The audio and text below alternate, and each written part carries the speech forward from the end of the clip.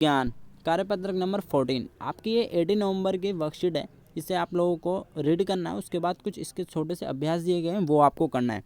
ठीक है, उसके लिए अभ्यास करने के लिए आपको एक चीज़ जाननी ज़रूरी है।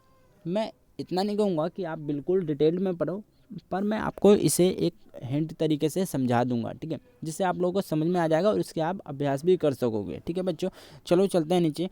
इसमें दिया गया है पौधों को जानिए। इससे पहले वर्कशीट में भी कुछ पौधों के बारे में बताया गया था, अगर आप लोगों ने देखा हो तो। उसकी टहनी के बारे में, उसकी पत्तियों के बारे में, इन सब के बारे में बताया गया था।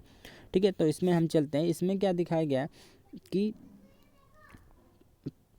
पौधे भोजन कैसे बनाते हैं। ठीक है, इससे पहले हमने पढ़ा था कि 3 चीज़ों से पौधे भोजन बनाते हैं। ठीक है, उन्हें भोजन बनाने के लिए फोटोसिंथेसिस की ज़रूरत होती है। ठीक है, तो उसमें उनका वाटर लगता है। ठीक है, उनका क्लोरोफिल यूज होता है उसके अंदर। ठीक है बच्चों, और हम जो कार्बन डाइऑक्साइड छोड़ते हैं उनकी हेल्प से वो अपना भोजन बनाते हैं। ठीक है, तो इसमें क्या लिखा हुआ है, इसमें जैसा आप लोगों को यहाँ पे दिया गया है भोजन कैसे बनाते हैं, तो इसमें पौधे अपना भोजन पत्तियों में बनाते हैं। उन्हें भोजन मिट्टी या पानी से नहीं मिलता। ठीक है, वे अपना भोजन स्वयं बनाते हैं। उन्हें भोजन मिट्टी या पानी से नहीं मिलता है, वो उसकी हेल्प लेते हैं, पर बनाते खुद हैं। ठीक है, पत्तियाँ हरी होती हैं, इसलिए भोजन बना पाती हैं। ये हरे रंग का रासायनिक पदार्थ क्लोरोफिल कहलाता है। जैसा इससे पहले भी हमने पढ़ा था, क्लोरोफिल आपका किस में यूज होता है, भोजन बनाने में यूज होता है। ठीक है बच्चों, भोजन बनाने की प्रक्रिया को प्रकाश संश्लेषण कहते हैं। ठीक है,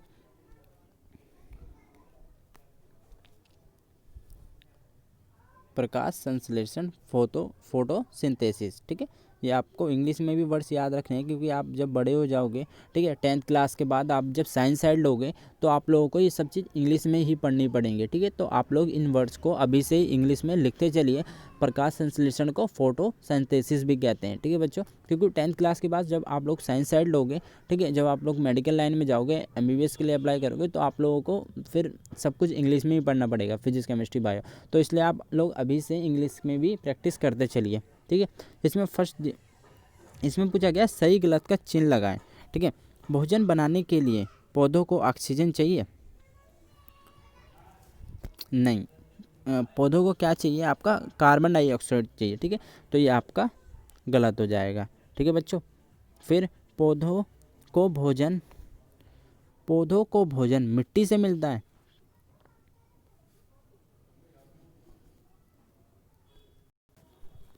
तो ये भी आपका गलत हो जाएगा। ठीक है, आपका फर्स्ट भी गलत हो गया। ठीक है, सेकंड भी आपका गलत हो गया। ठीक है, पौधों को भोजन मिट्टी से मिलता है। ठीक है, ये भी आपका गलत हो गया। पौधे अपना भोजन हरी पत्तियों में बनाते हैं, ये आपका सही हो गया। ठीक है बच्चों, ये आपको राइट लगा दोगे। प्रकाश संश्लेषण के लिए सूर्य के प्रकाश की आवश्यकता होती है, यस, ये भी सही है आपका। ठीक है, हमने पिछले वर्कशीट में भी पढ़ा था पौधों को भोजन सूर्य से मिलता है, ये भी आपका गलत है, क्योंकि सूर्य की हेल्प से वो बनाता है। ठीक है, उससे मिलता नहीं है, वो उसकी हेल्प से अपना खाना बनाता है, भोजन।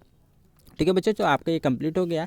ठीक है, अब इसमें नीचे देखते हैं कि इसमें आपका दिया हुआ है एक पेड़ दिया हुआ है। ठीक है, तो इसमें क्या हो रहा है, इसमें आप देखोगे जलावशोषण। ठीक है, यहाँ पे आपके वाटर के ड्रॉपलेट्स दिख रहे होंगे आपको। ठीक है, ये छोटे छोटे आपको नीले कलर के पानी दिख रहा है, ये ऊपर से आ रहा है। ठीक है, जल का वाष्प के रूप में निष्कासन। ठीक है बच्चों, और यहाँ पे संचारोहण हो रहा है। तो आप लोग देखोगे कि ये जो क्या हो रहा है, नीचे से वाटर क्या ऊपर की तरफ जा रहा है। ठीक है, ये इनकी टर्म होती हैं, आप लोग बड़े होके पढ़ोगे, जाइलम फ्लोएम के थ्रू ये ट्रांसपोर्ट होते हैं प्लांट के अंदर। ठीक है, और ये वाटर है, ये इसके पत्तियों की तरफ ऐसे लेटरल की तरफ जाता है। ठीक है, और मिट्टी से ऊपर की तरफ जाता है। जाइलम फ्लोएम होते हैं जो इनको हेल्प करते हैं, ये आप आगे हायर क्लासेस में पढ़ोगे। ठीक है बच्चों, तो इस प्रकार पौधों के अंदर ट्रांसफ़र होता है मिलनस वगैरह का। ठीक है, खाना वगैरह का सबका। ठीक है, अब इसमें इसकी टर्म दी गई है वाष्पोत्सर्जन। ठीक है, पानी जो ज़मीन पर गिरता है, ठीक है, आप मान लो कोई भी पानी ज़मीन पर गिरता है, वह पौधों की जड़ों द्वारा सोख लिया जाता है। और वैसे अगर आप पौधों में पानी डालते हो, अपने छतों पे जाके गमलों में पानी डालोगे, तो आप देखोगे वो सोख लेता है। ठीक है, तो जड़ों से पानी तने से होता हुआ पौधों की पत्तियों तक पहुंचता है। ठीक है, वही मैंने बताया जाइलम फ्लोएम का काम होता है पत्तियों से ऊपर लेके जाना और ऊपर से नीचे लेके आना, जाइलम फ्लोएम करता है। ठीक है, पत्तियों में यह पानी वाष्प के रूप में परिवर्तन होता है। ठीक है, और फिर वाष्प के रूप में ही वायुमंडल में चला जाता है। तो ये वाष्प के रूप में ही उसमें परिवर्तन होता है और उसी के थ्रू ये एटमॉस्फेयर में आपका जो वायुमंडल है, आपका जो भी आउटर सरफेस है, वहाँ पे वो रिमूव हो जाता है। ठीक है बच्चों, तो ये आपका हो गया 2 टॉपिक कंप्लीट। इसमें नीचे दिया गया, आइए हम अभ्यास करें। ठीक है, वाष्पोत्सर्जन के लिए पानी कहाँ से कहाँ तक पहुँचता है, ये जानने के लिए नीचे दिए गए वाक्यों को सही क्रम में लगाइए। ठीक है, सही क्रम में लगाना है, मैं इसमें नंबरिंग कर दूंगा। ठीक है, जो मैं नंबरिंग करूंगा उस हिसाब से आप लोग लिख सकते हो। ठीक है, मैं एक डायग्राम और बता देता हूँ मैं आपको, यहाँ पे दिया हुआ है। देखो आपका ये जल है। ठीक है, ठीक है, आपको पौधों को भोजन बनाने के लिए कार्बन डाइऑक्साइड की ज़रूरत है, जल की आवश्यकता है और सनलाइट की आवश्यकता है। ठीक है, और पत्तियों के अंदर क्या होता है, क्लोरोफिल होता है। तो जल plus carbon dioxide plus sunlight, ठीक है, प्लस आपका क्लोरोफिल, आपका क्या बन जाएगा, भोजन बन जाएगा। फिर ये ऑक्सीजन निकाल देंगे। ठीक है, ऑक्सीजन जो निकालेंगे वो आप लोग इनटेक करोगे और CO2 इन्हें दोगे। ठीक है बच्चों, ये हो गया आपका।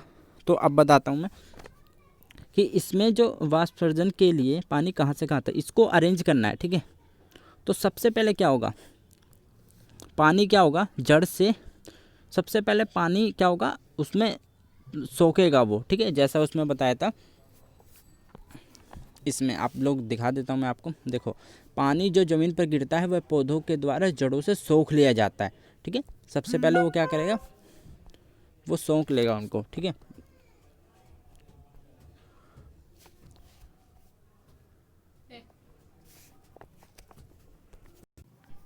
तो इसमें आपको जो सबसे पहले कर्म लिखना है वो आप लोगों को क्या लिखोगे, ये वाला, जड़ पानी को अवशोषित करती है। ठीक है, सबसे पहले क्या होगा, जड़ के अंदर पानी जाएगा, ये नंबर आपका 1 हो गया। ठीक है बच्चों, ये आपको 1 नंबर पर लिखना है। ठीक है, फिर आपका आएगा कि पानी जड़ से कहाँ, तना तक पहुँचता है। ठीक है, ये वाला आपका हो गया नंबर 2। ठीक है, इस पर मैं आगे नंबर 2 लिख देता हूँ, ये आपका नंबर 2 हो गया। पहले आप ये लिखोगे, सबसे पहले आपका ये हो गया 1 नंबर। ठीक है, यह हो गया आपका 2 नंबर। ठीक है, सबसे पहले जड़ पानी को अवशोषित करती है। मैं एक बार इसको जूम कर देता हूँ, फिर आप लोग सही से लिख पाओगे। ठीक है, सबसे पहले आपको ये लिखना है 1 नंबर। ठीक है, इसके आगे ही आपको ये लिखना है 2 नंबर। ठीक है, फिर इसके बाद पानी जड़ से तना तक पहुँचता है, तना के बाद तना पानी को पत्तियों तक पहुँचाता है, ये 3 हो गया। ठीक है, फिर ये आपका 4 हो गया, ये फाइनल आपका हो गया। ठीक है, 1 2 3 4, इस हिसाब से सबसे पहले आप 1 लिखोगे, फिर 2 लिखोगे, फिर 3 लिखोगे, फिर 4 लिखोगे, आपका ये कंप्लीट हो जाएगा। ठीक है बच्चों,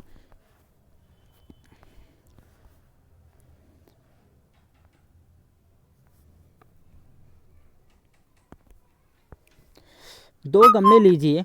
ठीक है, आपको 2 गमले लेने हैं, जैसे पौधे लगे हुए। ठीक है, एक जैसे पौधे लगे होने चाहिए। एक पौधे में पत्तियों पर पॉलीथीन धागे से बांध दीजिए। ठीक है, आपको क्या करना है, एक पौधे को पॉलीथीन से बांध देना है। ठीक है, मैं आपको एग्जांपल बताता हूँ। आपको ऐसे पौधा लेना है, तो ठीक, मान लो ऐसे आपने पौधे ले लिए। ठीक है, और आपको इसको क्या करना है, पिन्नी से बांध देना है, एक को, और एक को आपने खुला छोड़ दिया। ठीक है, उसे धूप में रख दीजिए। इसका नाम रख दीजिए क्या, दूसरे गमले की पत्तियों एक पॉलीथीन धागे से बांध दीजिए और उसके घर के अंदर रख दीजिए। उसका नाम रख दीजिए खे। ठीक है, क्या खे आपको दोनों का रखना है, एक को आपको दो। ठीक है,